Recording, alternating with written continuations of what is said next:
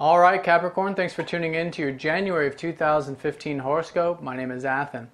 All right, so the emphasis this month is on your first house. Happy birthday to those of you watching this for your sun sign, for those of you born in the second half of January and early February. And yeah, that's where the emphasis is going to be for all of you, actually, because on the first we have Mercury going into Capricorn. And so this is about thinking about your goals, your ambitions, where you're headed in this year, really. Where you're headed not only in this year in terms of 2015, but your birth year. It's a brand new solar return for you.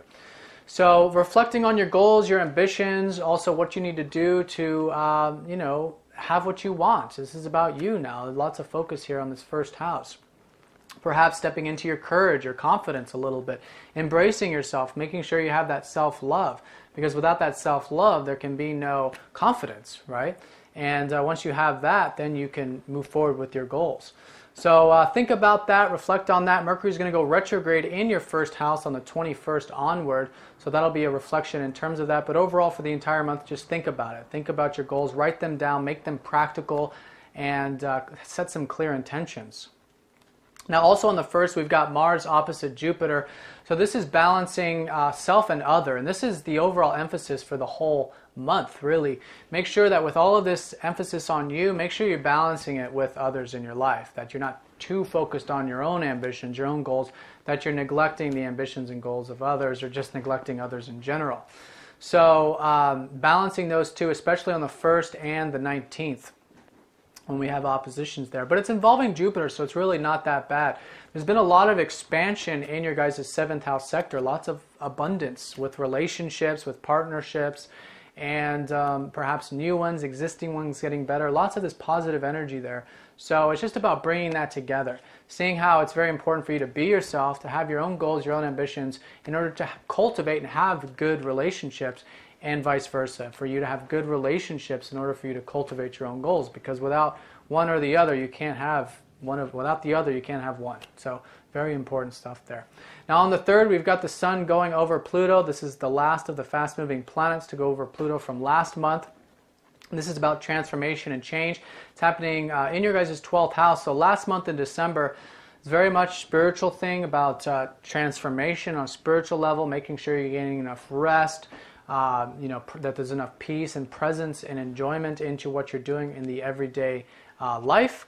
And so this is the last aspect here on the 3rd involving these fast-moving planets. And what I'm getting a sense of with the Sun is that this is about life force energy, an inspiration, a spiritual inspiration around the 3rd. So pay attention to see how, not only how you can bring more presence and compassion and 12th house things into your life, but also how it's such an important part of your life force. If you're not spiritually relaxed, if you're not spiritually connected, if you're not taking enough time out, enough alone time, then your life force gets diminished. But with the Sun going over Pluto, this is where I think you're really going to understand this and start to come alive, because you start to utilize a lot more of those 12th house things. So very powerful there. Now on the 4th, we've got Mars going into Aquarius. He's going to be in there for the entirety of the month from the 4th onward. This is your 2nd house. So I think a lot of you are going to be motivated about finances, getting things taken care of there, tying up some loose ends. You know, this is increasing finances, but also it's all types of wealth and material abundance. Not just on a physical level, but things you value in life, and the simple things too. Getting a lot done when you are taking care of yourself in terms of what you enjoy, your values, going after the things that are important to you in life. When you're motivated in that way towards those things that you value, you'll notice that it's unlocking a tremendous amount of energy for you and freedom, because this, of course, is happening in Aquarius, your 2nd house. So step into that and you'll find good freedom and energy when you are clear, intent on what you want out of life. Now on the 5th, we've got the full moon in Gemini. This is your 6th house, so This is a high time for you guys in terms of your health and routine and anything that you've been taking care of in that sixth house sector, making sure that things are taken care of on the day-to-day, you're getting enough sleep, you're eating right, etc. But I think you have been, and this is a good culmination of this, especially if you've been working on this for the past 6 months in terms of your health and routine.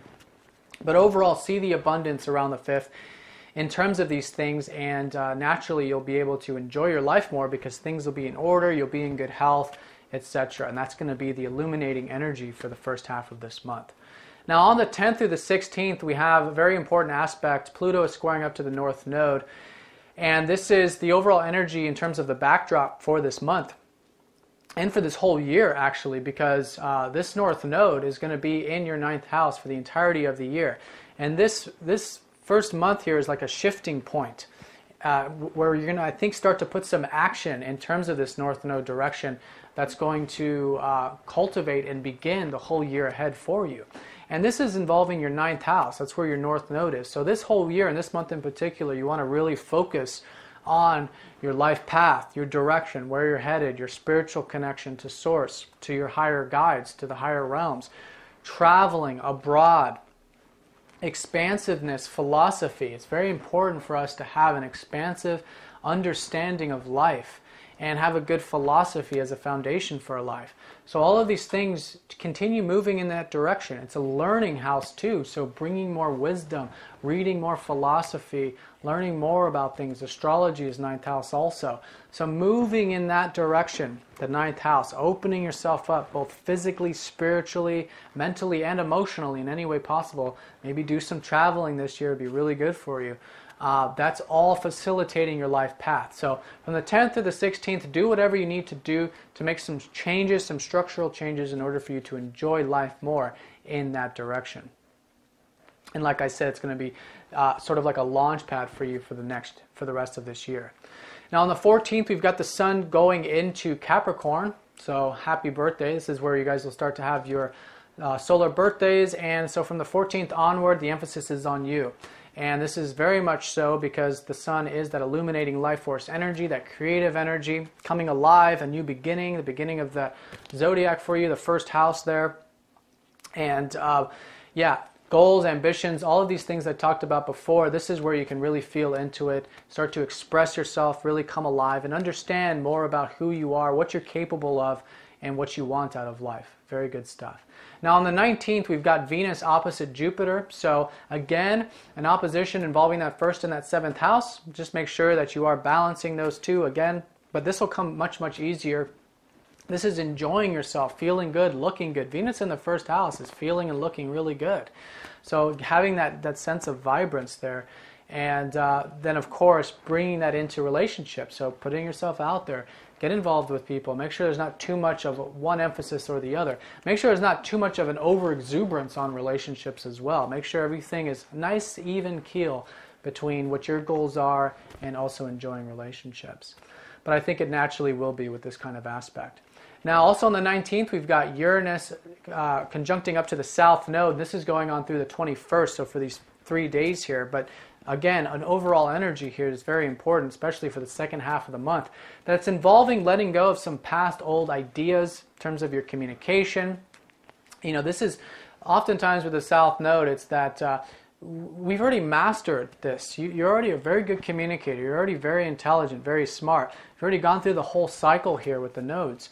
And so releasing any, like, I don't know, insecurities or attachments to what you're saying it, how you're thinking, these types of things, just to release all this. Also the analytical side of things. You don't need to understand everything in so much detail is what this is about. Focus again on those expansive things. As long as you focus on the North Node, it doesn't matter what's going on with the South Node here. Just keep focusing on expansion, your life path, your direction in life, and naturally everything will be in flow for you. Now, also on the 19th, we've got Mars conjunct up to Neptune, so a nice relaxing, nice relaxing day here, and it is involving your 2nd house. So this could be feeling pretty good, some sort of spiritual understanding in regards to your sense of self-worth, your sense of self-value.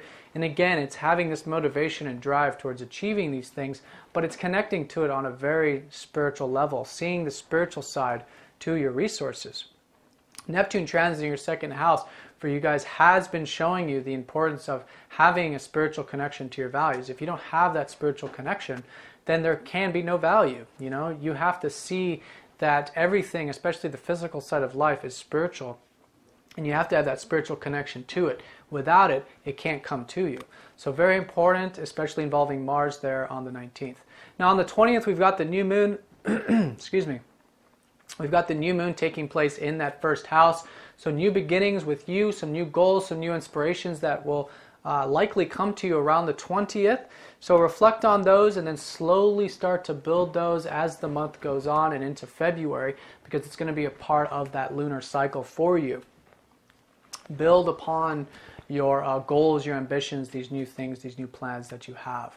Now on the 21st, like I said, Mercury is going to go retrograde in that first house, so reflect on you, reflect on your goals, and all these things that I talked about. And Mercury retrograde is not so much about not doing things as much as it's about just make sure it's a learning experience. Treat whatever it is, this new direction you're moving with your goals and ambitions, it's a learning experience into February, and you'll find it very good because you'll learn a lot from the process and it'll be in flow, right? Now on the 22nd, we've got Venus going into Aquarius, second house. Now from the 22nd onward and into February, this is where you can really start to enjoy the finances. For some of you, might be getting some abundance, some money coming in. But again, it's all values, not just the physical material assets of life. All values, enjoying the simple material elements of life, the good meal, the good tastes, pleasures of life, the massage, all these wonderful things that keep life very simple in terms of the fact that, yes, this is physical, but it's also very spiritual, and you can have both. You can have a nice, peaceful, physical experience, and that can be your spirituality and your enjoyment. So from the 22nd onward, enjoy those things and enjoy all the values that I think are in your life. You know, we have so much abundance in our life, and it's just a matter of seeing it. Now on the 31st, we've got Mars going over Chiron, and this is involved in that second house again. So at the end of the month here, perhaps some insecurities involving finances that have been ongoing for you while Chiron's been transiting there. Just know that Mars going over Chiron is like, okay, we're ready to move forward, and that forward momentum that you're putting into that second house is easing off perhaps some of those insecurities, and whatever healing that needed to take place will happen at the end of this month, and you'll be feeling very good in terms of those second house things into February. All right, Capricorn, so let's go ahead and draw a card and see where Spirit would like a little more emphasis this month. Okay, Luna, the moon, receptivity. So this is perhaps an indication, just be very subtle this month. Tap into your feelings. Go within, be receptive, be nurturing, nurture yourself, nurture others. Very strong emphasis here in terms of your emotional connection to what you're doing. Okay, and being receptive and open and receiving. And also having a good solid sense of security in your life. You know, see what's important for you in terms of your overall emotional security. And it's just a matter of perspective. And so focus on those things, reflect on those things this month, and naturally that security will be there. All right, Capricorn, I hope you enjoy. Please get in touch if you'd like a personal reading. You can click the link down below for a discount on those, and I'll talk to you next time. Take care.